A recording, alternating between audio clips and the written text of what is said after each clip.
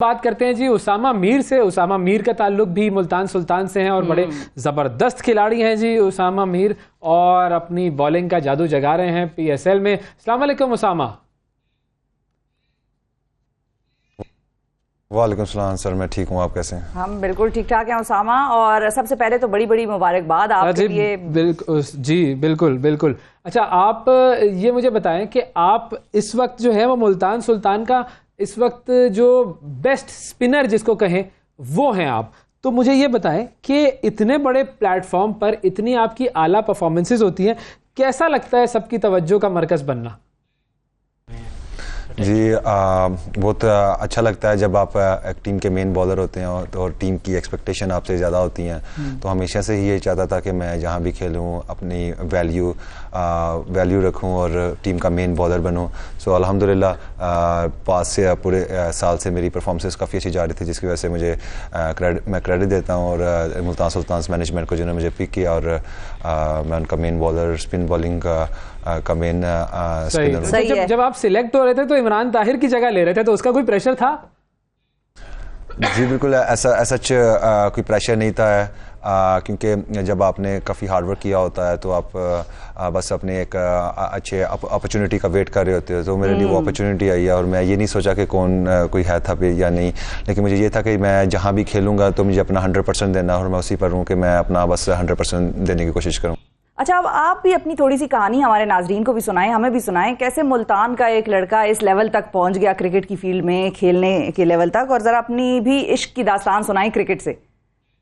जी बिल्कुल, जिस तरीके से हर क्रिकेटर अपने क्रिकेट का स्टार्ट करता है अपनी गली क्रिकेट से, रूफ क्रिकेट से, उस तरह मैंने भी स्टार्ट किया। और आई वाज वेरी लकी कि मेरे कोच थे जो मेरे कोच जो इस दुनिया में नहीं है, आमिर वसीम, जिन्होंने मुझे इस लेवल का बॉलर बनाया और मेरे इतना हार्ड वर्क किया। जो भी आज हूँ उनकी बदौलत हूँ, और उनकी ही बताई हुई चीज़ों को अभी तक मैं फॉलो करता हूँ, और उसी जिस तरीके से उन्होंने मुझे बॉलिंग सिखाई है उसी तरीके से बॉलिंग कर रहा हूँ। आपने भी कराची की तरफ से खेला, फिर उसके बाद लाहौर कलंदर्स का जो हाई परफॉर्मेंस सेंटर है वहाँ आपकी ट्रेनिंग हुई, अब आप मुल्तान की तरफ से खेलते हैं। ये कितना क्रेडिट जाता है आपकी कामयाबियों का कराची और लाहौर को?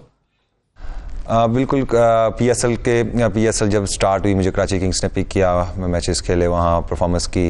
उसके बाद मुझे इतने ऐसे मौके नहीं मिल सके, फिर मैं PSL से आउट हुआ, डोमेस्टिक से भी आउट हुआ। तो फिर मैं क्रेडिट दूंगा कलंदर हाई परफॉर्मेंस सेंटर को, जिन्होंने मुझे अपने कलंदर हाई परफॉर्मेंस सेंटर में बुलाया और मेरे पर मेहनत की।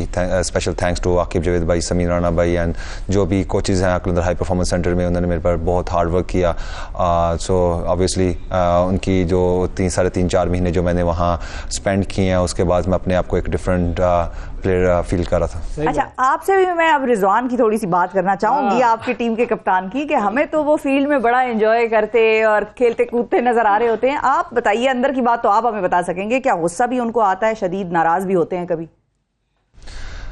ऑब्वियसली इंसान को गुस्सा तो आता ही होगा, लेकिन बेटर इंसान वही होता है जो कि अपने गुस्से पर काबू रख सके। तो आई थिंक ये एक बेस्ट निशानी है उनकी, जो कि अपने गुस्से को काबू रखते हैं, और फिर इसकी वजह से हमें ये फ़ायदा ये मिलता है, तो फिर हम रिजवान भाई बेटर प्लानिंग सोच सकते हैं।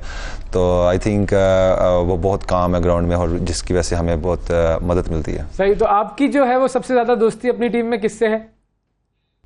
जी बिल्कुल, दोस्ती तो सबसे ही है, लेकिन मेरी कुछ ज़्यादा दोस्ती मैनेजमेंट के साथ है, और क्योंकि पास में भी काफ़ी टूर्नामेंट्स में साथ रहा हूँ उनके, तो काफ़ी अच्छा रिलेशन बना हुआ उनके साथ, इसलिए। अच्छा सही है। अच्छा, अब आपकी हाइट के बारे में भी बड़ी जो है वो बातचीत होती है, क्या लोग उससे कोई आपका निकनेम रखा हुआ है, उसके हवाले से दोस्त कोई तफरी आपके साथ करते हैं, कोई शुगल मेला, या कोई आप एडवांटेज ज़ाहिर लेते हो अपनी बॉलिंग में अपनी हाइट का? नहीं, ऐसा कुछ है। मेरे दोस्त जो मुझे लाइक हाइट लंबी होने की वजह से लंबा बोलते हैं मुझे, तो बाकी ये एडवांटेज भी है, मुझे बहुत ज़्यादा नेचुरली बाउंस मिलता है मुझे, और जितना मैं हो सके अपनी हाइट का फ़ायदा उठाता हूँ, और सही। अच्छा, फाइनली मैं ये पूछना चाहूँगा आपसे कि आप ज़रा एक PSL जो इस वक्त टूर्नामेंट जो चल रहा है वो खेल रहे हैं, 250 रन बन रहे हैं, ऐसी विकेट्स बनाई हुई हैं, तो बॉलर्स के साथ ये जुल्म नहीं है? जी बिल्कुल, एक चैलेंज या डिफरेंट चैलेंज है जब आपको इस तरह का फ्लैट पिच मिलता है और विद द स्मॉल बाउंड्रीज, तो आपके लिए एक चैलेंज होता है, तो एज अ चैलेंज एक्सेप्ट करते हैं। और क्योंकि अगर यहाँ हम अगर अच्छी बॉलिंग करेंगे तो यही माइंडसेट लेकर आऊँगा, मैं यहाँ इस पिच पे अच्छी बॉलिंग करूँगा तो मुझे जो स्पोर्टिंग ट्रैक्स होंगे उसमें मैं अनप्लेएबल हो जाऊँगा। सिर्फ इसी माइंडसेट के साथ जाता हूँ कि मुझे इस चैलेंज को एक्सेप्ट करना है और यहाँ बेटर से बेटर करना है, ताकि मैं जो आगे मुझे पिचेस मिलेंगे उसके लिए मेरे लिए आसानियाँ होंगी। तो कोई खास टेक्निक यूज करते हैं ऐसे ट्रैक्स पर? ट्रिक्स ऐसे कुछ नहीं है, कोई जादू तो है नहीं है मेरे पास, लेकिन ये है कि कोशिश करता हूँ according to the batsman bowling की जाए, क्योंकि जो हमारे एनालिस्ट हैं वो उन्होंने सारी चीज़ें प्रोवाइड की होती हैं कि बैट्समैन की स्ट्रेंथ और वीकनेस क्या है, तो फिर कोशिश करते हैं कि ज़्यादा से ज़्यादा उनकी स्ट्रेंथ पे बॉलिंग ना की जाए, उनको जितनी हद तक हो सके अनकम्फर्टेबल किया जाए, तो इसी पर मैं कोशिश करता हूँ। बिल्कुल, थैंक यू जी उसामा मीर साहब, आपने वक्त निकाला हमारे प्रोग्राम के लिए। हम सब आपके फ़ैन हैं और दुआ करते हैं कि आइंदा भी आप इसी तरीके से ज़बरदस्त परफॉर्मेंसेस दिखाते रहें क्रिकेट में।